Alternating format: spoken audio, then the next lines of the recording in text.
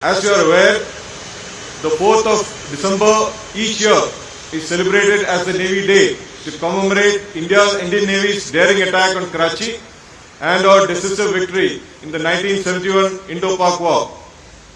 This year, however, is special as we complete 50 years of this landmark event and are celebrating it as the Swarnim Vijay Varsh.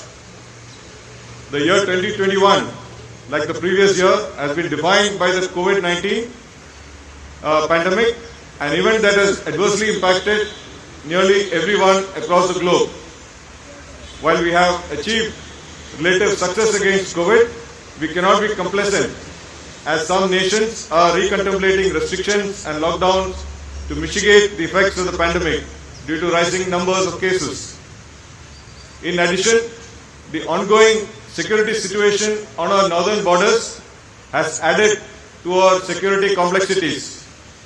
This dual challenge scenario continues as we speak, and the country collectively continues to focus its efforts to battle the pandemic, help other nations to control the effects of the pandemic, as well as to tackle our security challenges.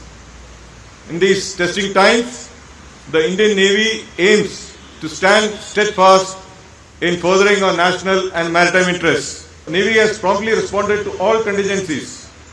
16 iron ships and 12 aircraft were deployed during extensive search and rescue operations during Cyclone Tauktae.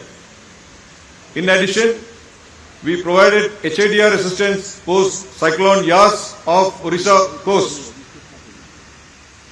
Information remains a critical building block toward ensuring comprehensive maritime security in the region. In this endeavor, the Information Fusion Center at Gurgaon has established itself as the hub of maritime security information in the IOR. This has been achieved through white shipping agreements with 22 countries and one multinational construct. International liaison officers from 14 countries have been invited to join the center, out of which 9 countries have already sent their liaison officers and the rest are awaited. I'll now briefly touch upon recent developments in consonance with the Government of India's objective to empower women. We have taken measures towards providing additional opportunities for women officers in the Navy. Women officers have been appointed on board almost all major warships. The first woman provost officer has joined this specialization in March this year.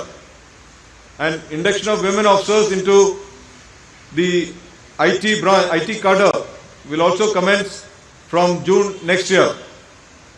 And modalities for downstream training of women as cadet entry at NDA are being worked out, and the Navy is fully prepared in all respects to induct and absorb women across a wide spectrum of roles and responsibilities.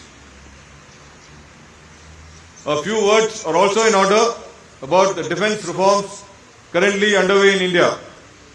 I would like to reiterate the Navy's wholehearted support for reforms in our higher defense organization and on enhancing tri-service synergy. We are looking at the establishment of the Maritime Theatre Command in the near future, which would further buttress joint planning and joint application of force in the maritime domain. The details are being worked out and may be finalized by the mid of next year.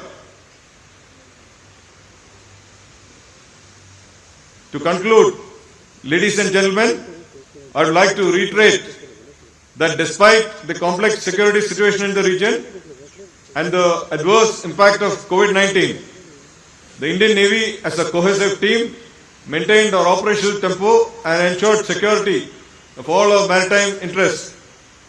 As we move forward, it will be our endeavor to remain combat ready at all times. We will work closely with our other sister services and government agencies to ensure that our nation's security remains uncompromised. Our commitment to Atmanirbhar Bharat will be reinforced by indigenization of major equipment and systems through multiple avenues, including the flagship Make in India campaign.